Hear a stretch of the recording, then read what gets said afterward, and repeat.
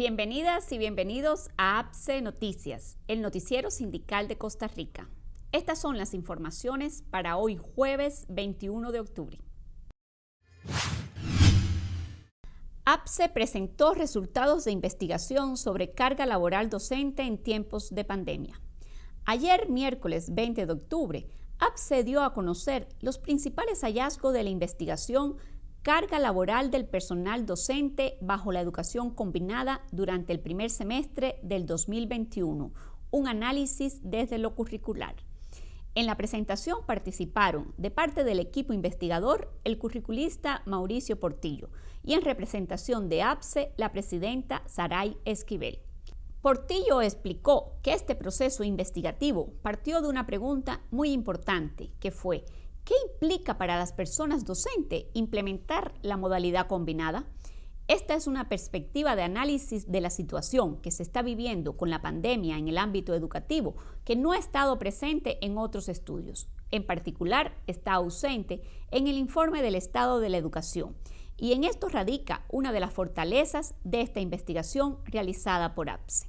El informe, que puede descargarse completo del sitio web de APSE, se puede resumir en 5 hallazgos principales.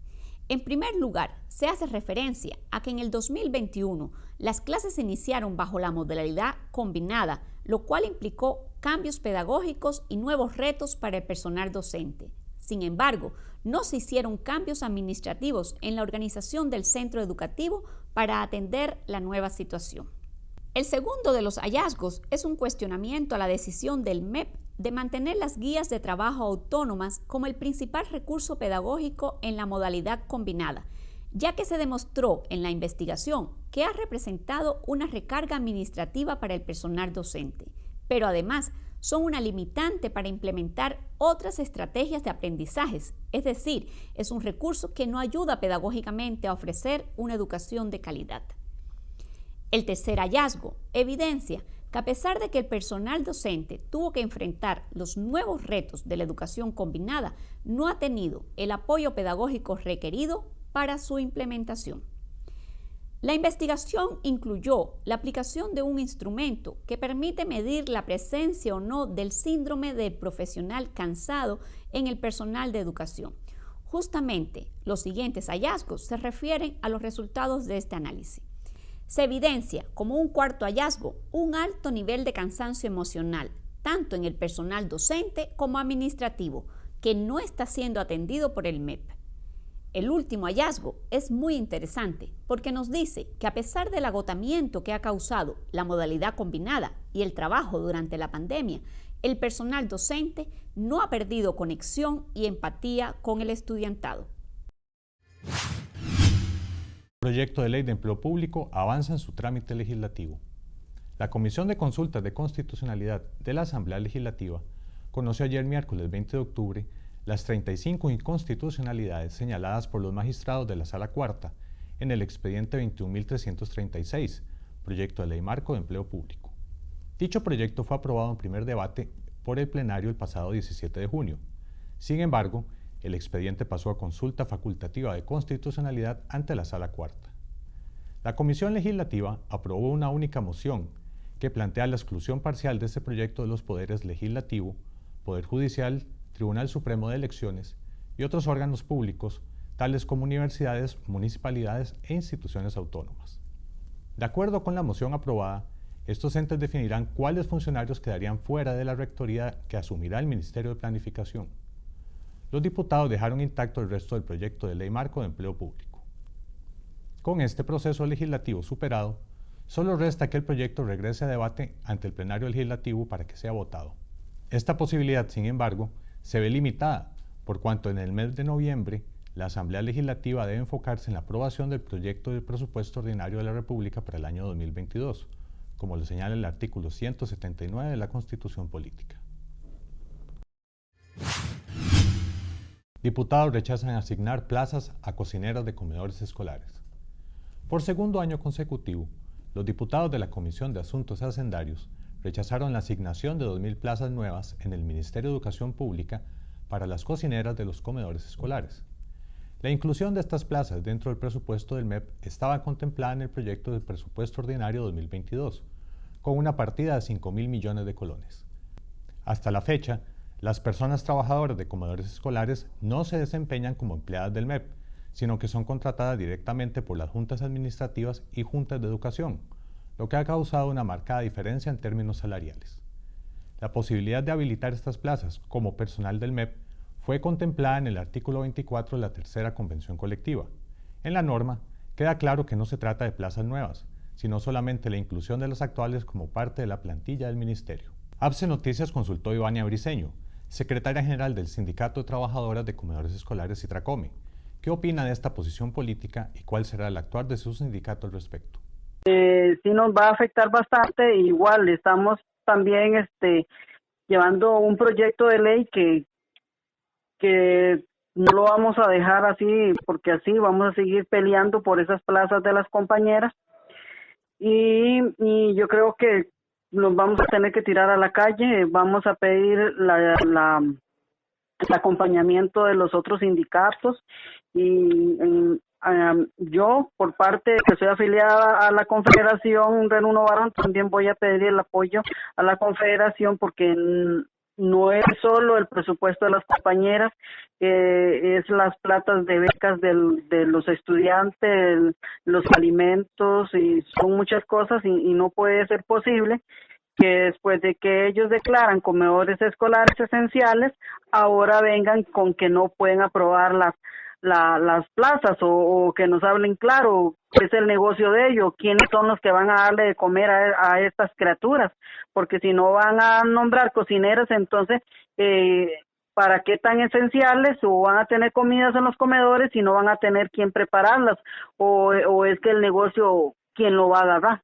Citracome igualmente se está asesorando a nivel legal para determinar las medidas a tomar para garantizar el cumplimiento de este artículo de la Convención Colectiva. Diputados reviven proyecto para regular plataformas digitales, que pone mayor peso sobre las personas conductoras. Las bancadas del Partido Liberación Nacional y el Partido de Acción Ciudadana corren para salvar el proyecto de ley número 21.587, que pretende regular las plataformas digitales como Uber o Didi, convirtiendo a las personas conductoras en trabajadores independientes. Es decir, no se reconoce la clara relación laboral que existe entre las compañías y las personas conductoras, lo que pone una presión extra sobre los hombros de las personas conductoras, que ya trabajan en condiciones precarizadas y con bajas ganancias. Según la compañía Uber, al 2020 contaban con 28.000 personas conductoras en Costa Rica, que no cuentan con seguridad social. El proyecto de ley se había presentado a inicios de año, pero el gobierno lo desconvocó el pasado 29 de julio sin dar ninguna declaración. Pero, ¿qué pretende este proyecto de ley? En primer lugar, las personas conductoras deberán pagar un derecho de operación anual, cuyo costo ronda los 55.000 colones. También deben inscribirse en Hacienda y en la Caja Costarricense del Seguro Social como trabajadores independientes y cancelar los impuestos y las cuotas sociales respectivas.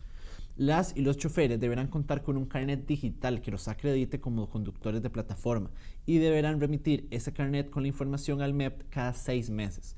Los precios siguen siendo exclusividad de las corporaciones tecnológicas, por lo que ni el Estado ni las personas trabajadoras tendrán voz en ese aspecto. También se agrega un límite a la jornada laboral al establecer un máximo de conducción por 12 horas al día. Sin embargo, no se considera la cantidad de días laborados, por lo que se podría superar fácilmente las 70 horas de trabajo semanal. Prácticamente todos los trámites, costos y riesgos los deberá cargar la persona trabajadora independiente, pues la ley solo establece un pago a las empresas de 9.2 millones a forma de inscripción por 4 años, y luego deberán pagar un canon de 4.6 millones cada 4 años. Para ponerlo en perspectiva, 45 conductores de Uber en solamente 4 años habrán pagado más dinero al Estado que la corporación multimillonaria Uber por su derecho a operar en el país. ¿A favor de quién está hecha esta ley? Sobre este aspecto nos conversó José Pablo Bejarán, representante del sindicato Unión Nacional de Trabajadores de Plataformas. Actualmente en el Partido de Acción Ciudadana tenemos 2 diputados y uno también del PLN que están intentando buscar precisamente que los choferes tanto de Didi como de Uber paguen para poder regularse en el mercado como cualquier otro taxista, que paguen una anualidad para poder trabajar en estas plataformas. Sin embargo, veo que siempre se está tratando de atacar al trabajador para que se adhiera a la Caja Costarricense de Seguro Social, se adhiera también al Ministerio de Hacienda y bueno, ahora este nuevo permiso que quieren promover para que puedan trabajar sin ningún tipo de persecución del policías de tránsito, etcétera, para que estén totalmente legalizados. Sin embargo, veo que hay muy poca participación del Ministerio de Trabajo para perseguir a estas plataformas, o no perseguirlos, pero sí persuadirlos para mejorar nuestras condiciones laborales, donde la mayoría de las veces es totalmente precarizada. En este momento, el proyecto se encuentra en la Comisión Legislativa de Asuntos Económicos, esperando a ser dictaminado para luego ser llevado al plenario a discusión. Oleada de huelgas sacude los Estados Unidos. Un octubre de huelgas se está viviendo en los Estados Unidos. Por eso se ha vuelto viral la etiqueta Striketober, un juego de palabras en inglés que combina justamente las palabras huelga y octubre. Se suman cientos de miles las trabajadoras y trabajadores que están en este momento en huelga o ya han aprobado movimientos para iniciar pronto. El denominador común de estas huelgas es la exigencia por mejores salarios y condiciones laborales, que incluye la reducción de las jornadas, seguridad, fin del exceso de trabajo, mejoras en el seguro de salud, entre otras. Para algunos analistas, este es un efecto de la pandemia. Después de casi 2 años en el que las y los trabajadores han laborado extenuantemente, sacrificando sus vidas para ir a trabajar, ahora están viendo cómo las empresas están aumentando sus ganancias, pero mantienen los bajos salarios y pésimas condiciones laborales, por lo que han dicho basta. Desde el Noticiero Sindical de Costa Rica, conversamos con un experto en derechos laborales y sindicales en Estados Unidos, Jeffrey Bock, director del Departamento Jurídico del Centro de Solidaridad en Washington, D.C., quien nos comparte su análisis sobre esta oleada de huelgas. Mucho antes de la pandemia de COVID, los trabajadores de los Estados Unidos han tenido que lidiar con largas jornadas laborales, salarios bajos o estancados y poca seguridad en el empleo. El COVID no hizo sino agravar una situación muy precaria para millones de trabajadores. De hecho, son sobre todo las mujeres y los trabajadores de minorías raciales los que más a menudo están expuestos a elevados riesgos para la salud por ser considerados trabajadores esenciales, a pesar de no recibir el respeto y los salarios que tales trabajadores merecen.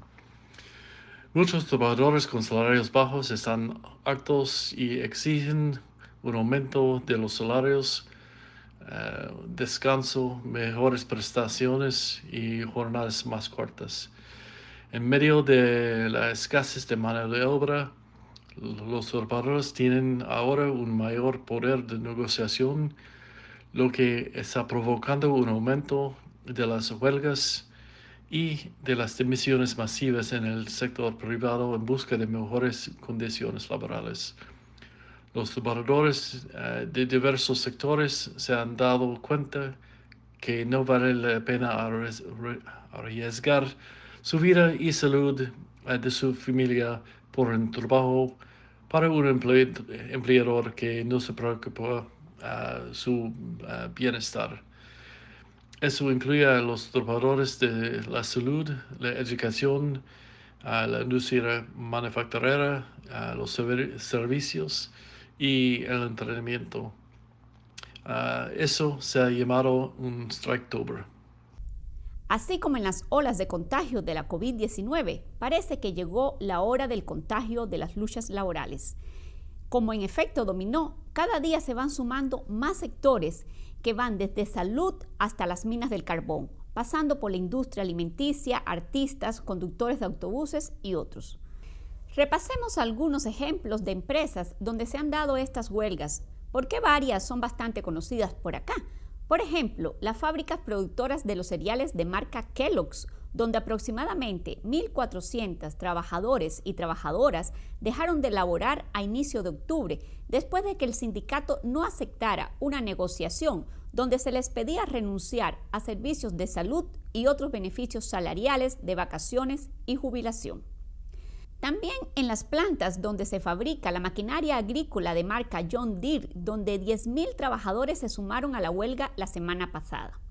Aproximadamente 24.000 profesionales de la salud que trabajan para el grupo Kaiser Permanente acordaron por votación en asambleas sindicales irse a huelga para solicitar mejores condiciones laborales tras más de 1 año y medio de estar en la primera línea de combate a la pandemia.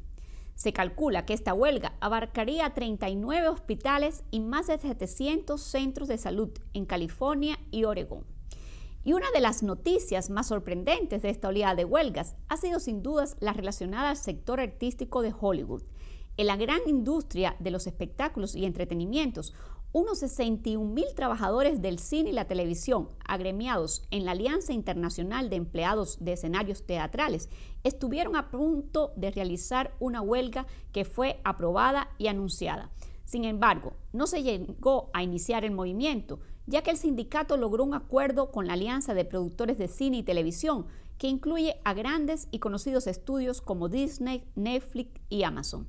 Entre las reivindicaciones logradas se encuentran aumentos de los salarios de los trabajadores peor pagados, incluyendo a quienes trabajan por streaming, aumentos salariales retroactivos de 3% anual, periodos de descansos diarios de 10 horas y de 54 horas los fines de semana, entre otras iniciativas.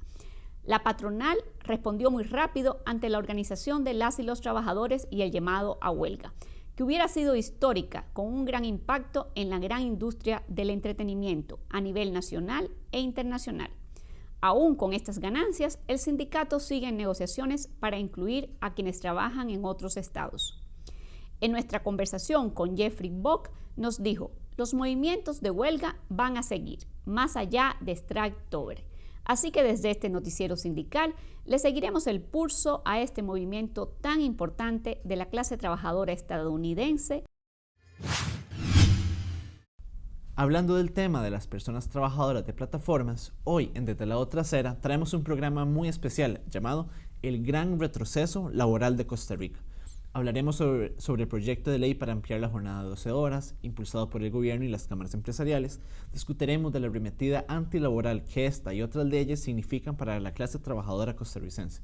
Nos acompañan Esteban Calvo, abogado laboralista, Susan Quiroz, del Sindicato Unión Nacional de Trabajadores, UNT, y José Pablo Bejarano, del Sindicato Unión Nacional de Trabajadores de Plataforma. No se lo pierda, hoy a las 7 p.m., tan solo unos minutos después de APSE Noticias. Antes de despedirnos de la edición de hoy, queríamos enviar un mensaje fraterno a la familia, amigos y compañeros de Dionisio Cabal Antillón, cantautor e investigador costarricense, quien lamentablemente falleció ayer miércoles 20 de octubre, luchando contra el COVID-19. Desde APSE Noticias y desde APSE como sindicato, lamentamos profundamente la partida de un compañero de luchas. Nuestro más sentido pésame para toda su familia. Así nos despedimos hoy de esta edición de APSE Noticias. Nos vemos el próximo martes 26 de octubre con una edición más del Noticiero Sindical de Costa Rica. Hasta pronto.